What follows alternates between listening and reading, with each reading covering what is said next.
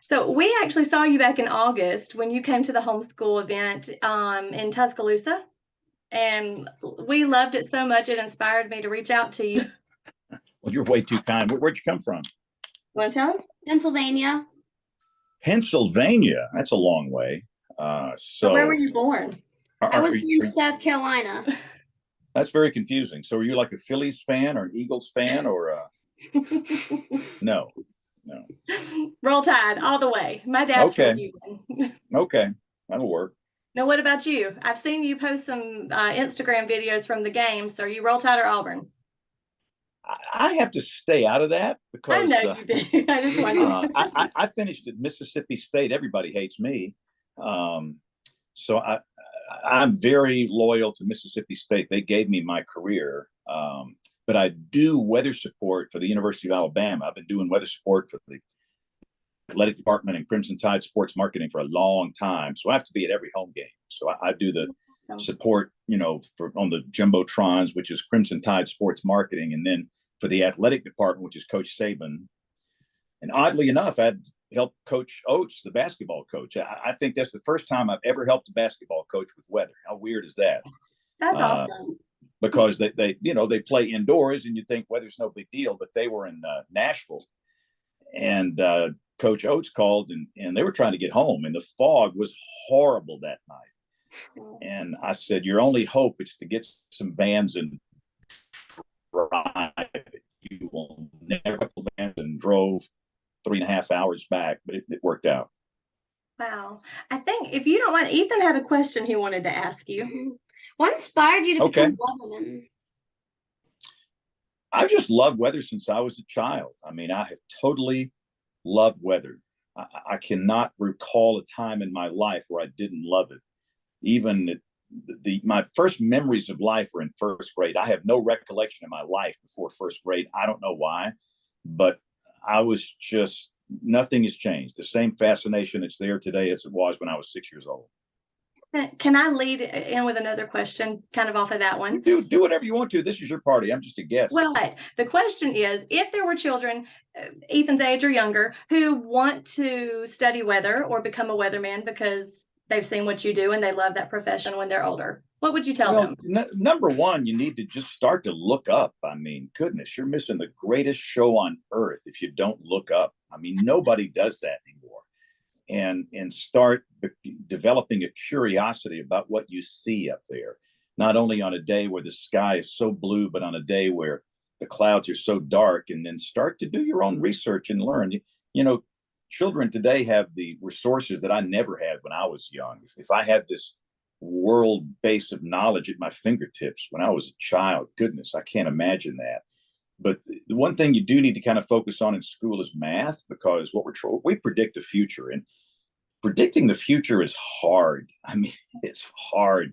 If you don't believe me, fill out a March Madness bracket. You'll see how hard it is. But math is a big part of it once you get to college. And we're not solving a linear equation. It's a fluid, equation, differentials. And never let math scare you off, but it will be a part of your formal education as you get older. That's great advice. I really reached out to you originally because I wanted to hear about your books. I had interviewed a children's author a week prior to our email introduction, and I saw that you had a children's book out about Benny and Chipper. So I do children's ministry. In fact, I would be a third grade science teacher if I didn't do this. I mean, third grade. What grade are you in? 7. 7th grade. Yeah. Remember third grade, how great it was? I mean, it's like third graders understand sarcasm. They think you're funny. You can teach them middle school level science. They're still sweet. They don't smell weird. I mean, it is a great age. I love third grade. And I do children's worship at church on Sundays. I've been doing that for a long time. And I'm in a school every single day. I just got back from the school in Northport, Crestmont. And I see a lot of children with one of two things. They've either got a fear of weather. I mean, a genuine phobia. They're scared to death when they hear thunder. Or they're like me. They absolutely love it. And they just can't wait for some interesting weather to happen.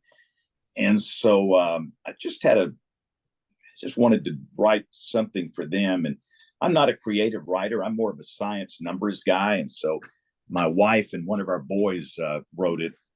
They don't want credit for it. They have no interest in credit for it, but they're creative and they developed it. Ginger Zeitgeist. I shouldn't call her that. That's her real name. On TV, her name is Ginger Z. Ginger's the chief meteorologist for ABC News in New York. She's on Good Morning America every day, and she's on World News Tonight.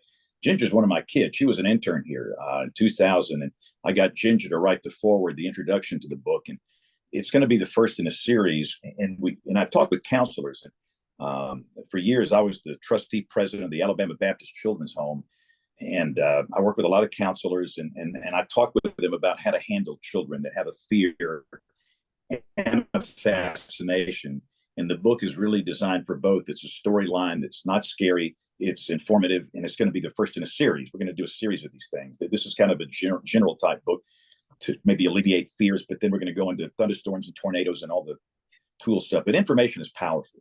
A child that's afraid of weather, the way to fix it, it's information. And when they learn things, they will go from being scared to death to wanting to become an atmospheric scientist. And I've had so many people in our business share that story. When I was 5, 6, 7, 8, I was scared to death, and now I'm doing this for a living. And that's what what the series is designed to do when it's all finished.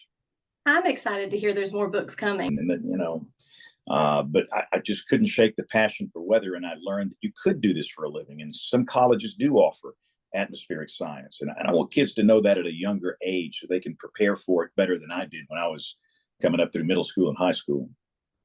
That's awesome. I saw you wrote another book called All You Can Do Is Pray. And if I'm not mistaken, was that based on the 2011 tornado?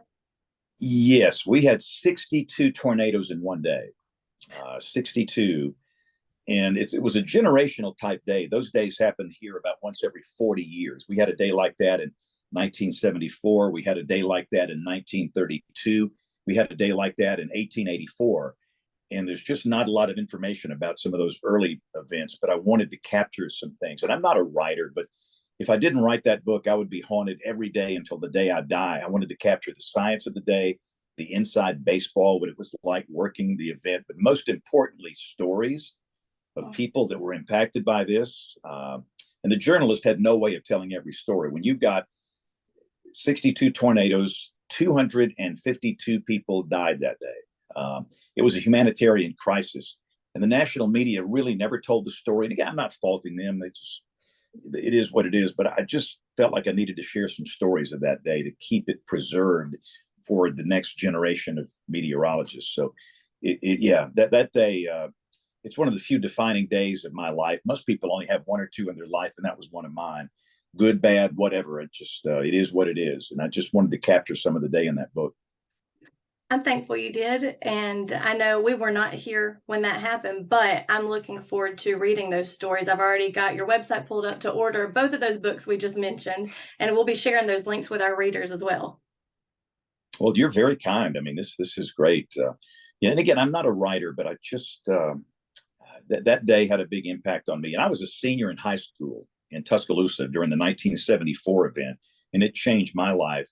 In 1974, we didn't have cell phones. We had ham radio, and I had a ham radio license when I was in high school. And they sent us north in these hard hit areas with our radio gear to establish links back to Birmingham. And I saw things, quite frankly, a 17-year-old child shouldn't see. But I think I had to experience that to prepare the way for this career. So I was alive in the 74 outbreak, and it affected me in a big way. I had night terrors. I've never talked about it publicly or privately, and I never will, but I worked the 2011 super outbreak. And the next time we have a day like that, I'll be at the cemetery. But I want the next generation of meteorologists to know what it was like on that day in 2011 and have that just for reference. They might want to look back on it one day. Now, that 1974 event that you were talking about, my dad lived in Guin, and he would have been 14 years old at the time. Was that the same event? Yes. Okay, because I was in Guin that night. And they still have a memorial up for those they lost. It's heartbreaking. I had family members that passed away in that event. I do believe that the Guin F5 back then this was April 3rd, 1974, is the most violent tornado we've had here in the last 100 years. not to take away from any other tornado tragedy we've had. They're all bad. I mean, one hit our house 2 years ago. It was bad. I watched you live when that happened. We were praying for you. It was a bad day. But you and I was there, and I can't describe what I saw. I can't. I just can't. I don't have the words to do that. It was, and I love storms. I love tornadoes. I wanted them to happen, but that gave me a whole new realization that these are very real. They affect real people at a real place at a real time. And the Guin disaster was one of the scenes that I saw in 1974. And what's interesting, that somebody in town recorded the sound of that thing with the audio recorder. We've got a digital copy of that. And we've got some pretty good, photographs from 74. And it was bad. So we had that 2011. Next time we have one, it'll be probably 30 years from now. But again, we have to learn from 74 and 2011 and all these other ones too. Right. So I know we just have about a minute left, and I appreciate your time so much. Do you have any online resources or anything that families, I know you've got your book, but things they can do to be weather prepared, because that's so important. I know we've heard weather radio, helmets, and we got that from you when we moved here. Yeah, and that's the main thing. A lot of people don't get the warning. That a lot of people that aren't familiar with it, they think they're going to hear a siren, and that has killed more people than anything else. The notion that you're going to hear a siren, that's deadly. So weather radio is the baseline, and then your phone after that. Be sure that the emergency alerts are turned on, and helmets for everybody. Those are the main messages. But I did a series during COVID when that hit, and I'm at school every day. We watched it. But I did a series of videos during COVID that might help. Some are specific for tornadoes, some for hurricanes, some for winter storms, and those are still very valid. We did them, in 2020, and this is 2023. But my YouTube channel is just youtube.com/James Spann with no spaces. And again, the key thing is have that weather radio. Okay. That's the baseline. That's how my wife knew the tornado was coming to our house 2 years ago. We're busy. We're just busy. And that thing's like a smoke alarm in your house for a tornado. And they work very well, and they don't. And again, most people think, hey, man, I've got a, iPhone Max, Samsung PQ, whatever, and it always goes off. And mostly they will. But during a real tornado emergency, the first thing that stops is your cell service, and your phone becomes a brick. And having that weather radio that's independent of cell service. So that's the main thing. Also, if you can help us, if every family has one weather dweeb, nerd, dork, geek, and if you're the weather dweeb in your family, if you really pay attention, you can help us by letting others in your family know when they're in the polygon, when they're in danger. Because a lot of people don't pay attention. And again, we're all busy. We understand that, but you can help us out and be one of our kind of communication officers, if you will, during a severe weather day.